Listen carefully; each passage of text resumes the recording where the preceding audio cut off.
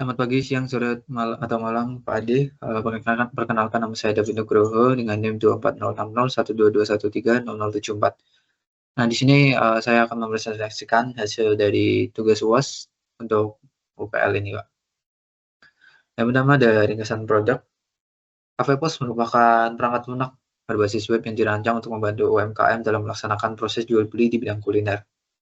Website ini memfasilitasi UMKM dalam mencatat transaksi penjualan, mengelola stok, dan menghasilkan laporan yang mendukung operasional harian dan pengambilan keputusan bisnis dengan efisien dan akurat. Nah, pada sistem ini kami menemukan ada total 20 SRS yang terdiri dari 13 fungsional dan 7 non-fungsional. Tapi kami hanya akan menguji 10 fungsional dan yang sesuai dengan user story Pak Ade dan 6 non-fungsional yang dapat diuji.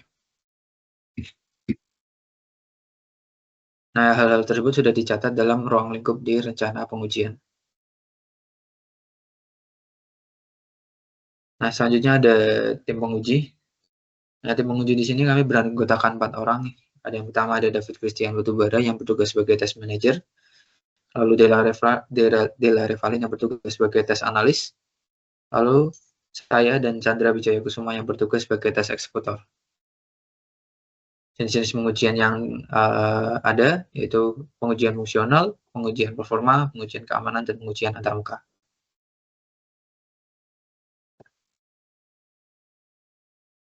Nah, selanjutnya masuk ke bagian level pengujian. Nah, di level pengujian ini terdapat 3 level pengujian, yaitu pengujian unit yang menguji tiap-tiap modul, lalu pengujian integrasi yang menguji integrasi antar modulnya, dan pengujian sistem yang yang menguji keseluruhan sistem Kafepos ini. Nah, untuk bagian saya sendiri,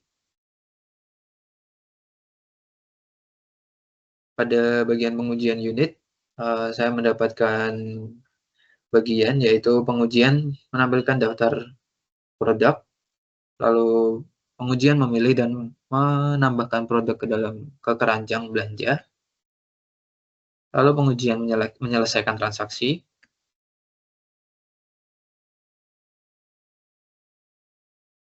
dan pengujian pengupdatean stok otomatis. Itu untuk yang fungsionalnya. Lalu untuk bagian non-fungsional, saya kedapatan untuk menguji pada bagian keamanannya. Lalu di bagian kedua yaitu pengujian integrasi.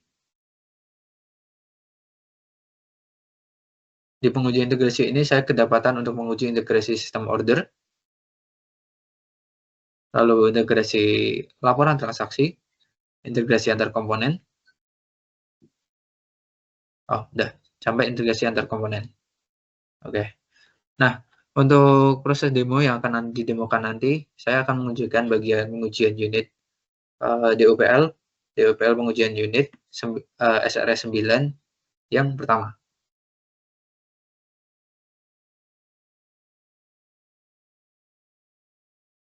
Nah, di sini nantinya saya akan melakukan pengujian, yaitu melakukan check out produk yang telah ada di keranjang.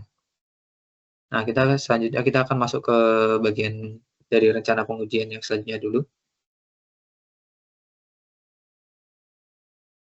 Nah, selanjutnya nomor 6 ada kebutuhan lingkungan pengujian. Nah, di sini kami menggunakan perangkat lunak yaitu Lenovo Legion, dan ada juga yang menggunakan MacBook. Lalu untuk alat pengujiannya kami menggunakan pengujian yang manual, tidak menggunakan alat uji otomatis. Nah, selanjutnya ada timeline pengujiannya. Itu tanggal 15 dan 16 Juni kita melakukan persiapan pengujian. Lalu tanggal 16 dan 17 kita melakukan penyusunan test plan. Tanggal 18 sampai tanggal 21 kita melakukan pelaksanaan pengujian unit. Tanggal 19 sampai tanggal 21 kita melakukan pelaksanaan pengujian integrasi. Tanggal 20 dan tanggal 21 kita melakukan pelaksanaan pengujian sistem. Dan tanggal 22 kita melakukan dokumentasi dan laporan hasil. Nah, selanjutnya kita akan melakukan demo program terlebih dahulu. Yang pertama kita sebelum itu kita bahas tentang DUPL ini dulu ya.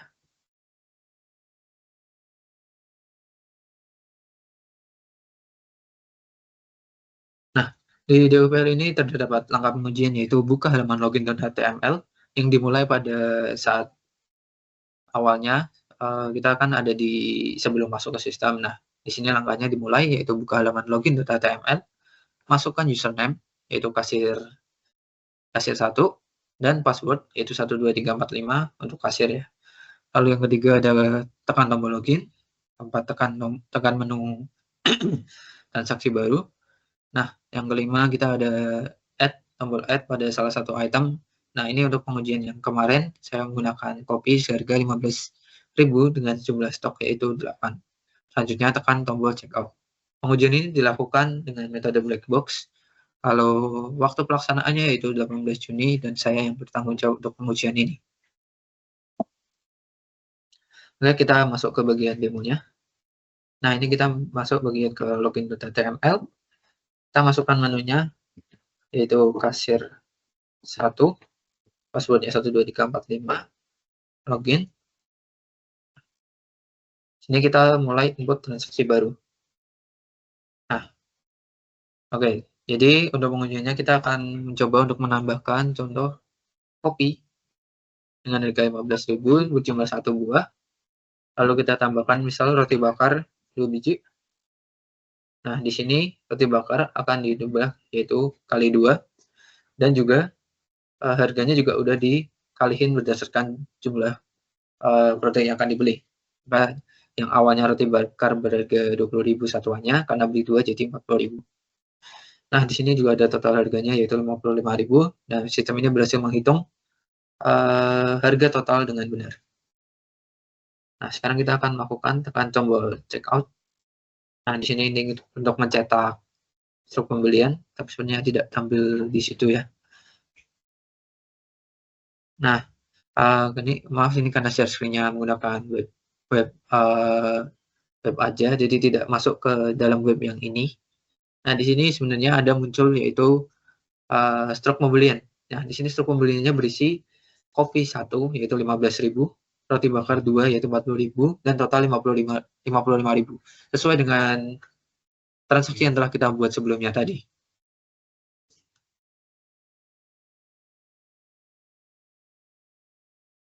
Oke, selanjutnya kita akan masuk ke bagian pelaporan yaitu laporan hasil transaksi. Nah, pengujian yang telah dilakukan oleh kami tadi, termasuk yang telah saya lakukan barusan tersebut, sudah dimasukkan ke dalam laporan hasil pengujian.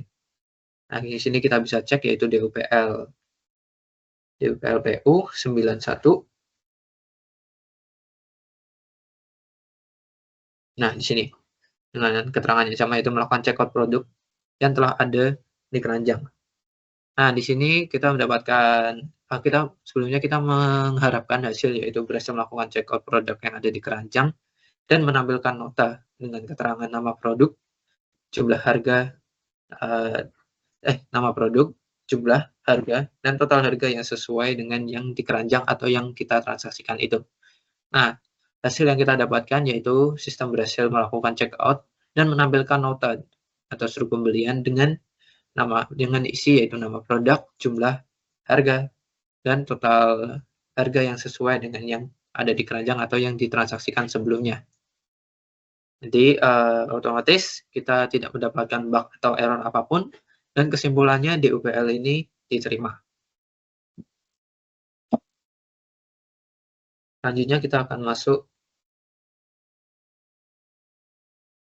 ke bagian rekomendasi. Nah, untuk bagian rekomendasi sendiri pada bagian saya itu untuk DUPL yang ditolak itu berada pada DUPL NF atau non fungsional 2, 3 dengan SRS 2 dan pengujian nomor ketiga untuk SRS 2 tersebut. Kelebihan. Nah, ini.